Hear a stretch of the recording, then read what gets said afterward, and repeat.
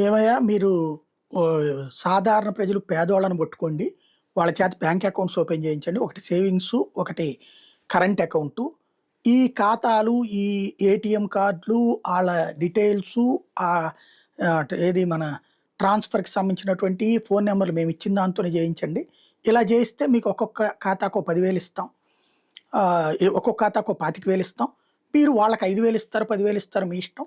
మీరు 15,000 తీసుకోండి, మీరు తీసుకోండి అని చెప్పారు అంటే, ఆ దొంగ ఖాతాలని, ఆ దొంగ ఖాతాల వలన ఎవరినో మోసం చేయబోతున్నారని, ఆ మోసం చేసే డబ్బులు ఆ అకౌంట్‌లో వేయడం ద్వారా ఎవరి పేరుతో మనం అకౌంట్ తీస్తామో వాళ్ళందరూ నాశనం అవుతారని, వాళ్ళందరూ దొంగలవుతారని ఇది తెలీదా? సాధారణమైనోడికంటే తెలీదనుకో. చదువుకున్నోడికి తెలీదా?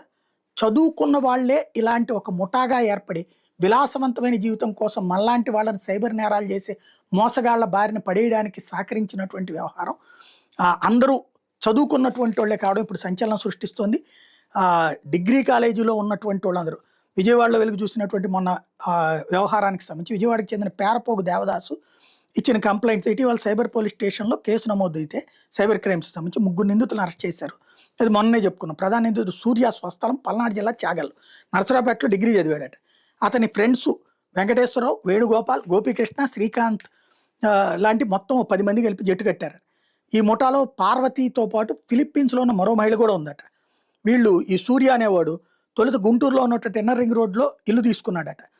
అక్కడ పెద్దగా దందా సాగలేదట. అంటే చుట్టుపక్కల వాళ్ళతో ఎట్లా అకౌంట్లు ఓపెన్ చేద్దామంటే. దాంతో తాడేపల్లిలో చదువు తక్కువ ఉన్నటువంటి వాళ్ళు ఉంటారు కాబట్టి అక్కడికి మకాం మార్చి అక్కడ ఫ్లాట్ కిరాయికి తీసుకున్నాడట.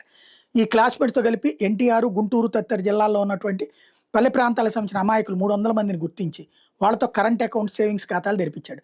వాటి వివరాలను చట్టవిరుద్ధ కార్యకలాపాల కోసం అని చెప్పి విదేశాల్లోని సైబర్ ముఠాల ఏజెంట్‌కి అందించాడు.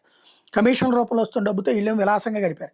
ఏపీతో పాటు తెలంగాణ, పశ్చిమ బెంగాల్, ఛత్తీస్‌గఢ్, జమ్మూ కాశ్మీర్ తదితర రాష్ట్రాల్లో వీళ్ళు అక్రమార్జన చేసి ఆ అకౌంట్ ద్వారా డబ్బులు డ్రా చేసుకున్నారు. ఇప్పుడు వాళ్ళందరిని అరెస్ట్ చేశారు. ప్రకాశం జిల్లా సంతమాగలూరు చెందిన వెంకటేశ్వర అలియాస్ బుడ్డ, గుంటూరు జిల్లా ఫిరంగపురం మండలానికి చెందిన శ్రీకాంత్‌ని పోలీసులు సోమవారం అరెస్ట్ చేశారు. వీళ్ళని విజయవాడలోని కోర్టులో హాజరుపరిస్తే వచ్చే నెల 2 వరకు రిమాండ్ ఇచ్చారు. సూర్య క్లాస్‌మేట్ అయిన వెంకటేశ్వరరావు విజయవాడలో సొంతంగా 5 ఖాతాలు తెరిచాడట. వీటిలో 2 పొదుపు, 3 కరెంట్ ఖాతాలున్నాయి. మరికొందరితో కూడా ఖాతాలు తెరిపించాడు. సూర్య స్నేహితుడు సోదరుడైన శ్రీకాంత్ కూడా స్వయంగా ఖాతాలు తెరిచి సూర్యకి ఇచ్చాడు. వీళ్ళు ముఠా కార్యకలాపాలు కీలకంగా ఉన్నట్టు దర్యాప్తులు తేలింది. ఈ కేసులో ఇప్పటికే సూర్య, కృష్ణారెడ్డి, అతని భార్య సౌభాగ్యలక్ష్మి అరెస్ట్ అయ్యారు. బాలింత అయిన పార్వతికి పోలీసులు నోటీసులు ఇస్తే ఫిలిప్పీన్స్లోని మహిళ సహా 4 అరెస్ట్ కావాల్సి ఉంది. అద్దె ఖాతాల వ్యవహారంలో సూర్య గ్యాంగ్కి సహకరించిన ఓ ప్రైవేట్ బ్యాంక్ ఉద్యోగిని కూడా పోలీసులు నిందితుడిగా చేర్చారు.